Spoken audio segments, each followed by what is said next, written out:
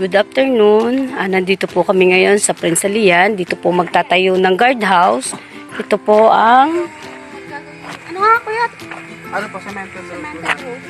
Kasi yun pong baka... Cemented road na po yung right of way papasok sa property. Napakaganda po ng property dito. Ito po, kung gusto nyo po yung mismong nasa sa bungad po ng property, ito po ay libre na po ang pinaka-fence niya. Libre din po ang kubo nito kapag kayo po ay cash basis. Ito po ay 500 square meter. Ito pong gilid na ito, lalagyan po ito ng drainage. Tapos ito po yung entrance. Ito po. Yan. Napakalapit po sa cemented road. Kung ang gusto nyo naman po ay dito lang sa bungad.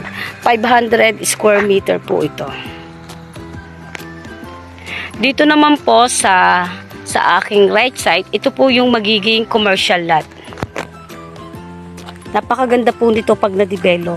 Meron na po kayong resort na mapupuntahan na malapit at may camping site na rin po. Naghahanap po ng bungad. Ito po, napakaganda po ng pwesto nito. 500 square meter, free na po yung pinakabakod niya at free din po ang kubo. Magkadikit po yung lote niya, parehas po siyang 500 square meter. Ayan po, may bakod na po siya. Tapos ayan po, naandyan na po mismo ang kubo. Kaya pag nabili niyo po itong property na ito, ay ayan po, ready na po ang inyong pahingahan, may kubo na po. At ang kagandahan po kasi dito, talaga pong continuous po yung pagdidevelop nila dito sa property. Napakadali pong puntahan. Napakalapit po nito sa highway, sa pitch po ng San Diego, sa pitch po ng Lumanyag, or Matabungkay. Napakadali po nitong puntahan. Naandito naman po tayo sa pavilion o resort po. Mismong naandito po sa loob ng property. Di po ba napakaganda, sosyal? Kasi talaga pong makikita nyo po na may ginagawa po talagang development dito sa property. Ito po yung pavilion. Ito po yung gagawin po nilang resort. Talaga pong kitang-kita po naman na talagang dinidevelop na po nila. Ito po yung pavilion. Ayan, nakatiles na din po siya. Napakaganda po. Ito po yung office po ng pavilion, CR. Pag ito po overnight naman po, meron po campsite. Ito po sir, ito po yung kanilang talagang kitang-kita naman po natin na dinidevelop po talaga yung kanilang property. Ito po yung kanilang swimming pool. So, bale may resort na po kayo dito sa loob ng property at may 10% discount po kayo. Yan, kitang-kita naman po natin na talaga pong continuous po na talagang may mga gumagawa po dito ng mga facilities dito sa property.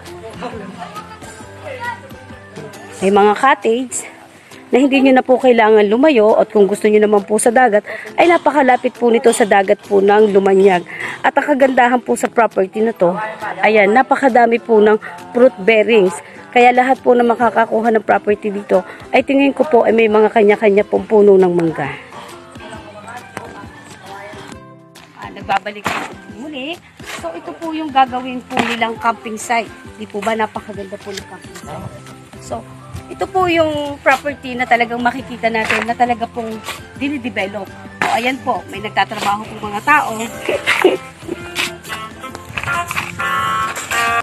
Dito naman po sa part na ito. So, undecided pa po kung ano po ang ilalagay, kung playground o basketball po. Napakaganda po.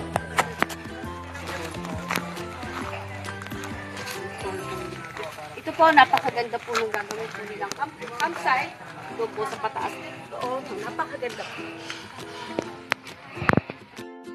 Hello guys, ito naman po yung gagawin po nilang camping site. Kita nyo naman po, ito. Function room po siguro nila ito. Kasi malaki po yung pagkakubo. Yan po, lahat po ay may mga kubo na dito. Ang ganda. Ito po yung gagawin nilang camping site. Na talaga po, kitang-kita naman po natin na talagang dinidevelop po yung property. Kita nyo po na hanggang ngayon po ay continuous po ang paggawa. Napakaganda po. Mga sir, mga ma'am. Ang ganda po dito. napakalamig pong lugar. Tapos ang kagandahan dito, kita niyo po yung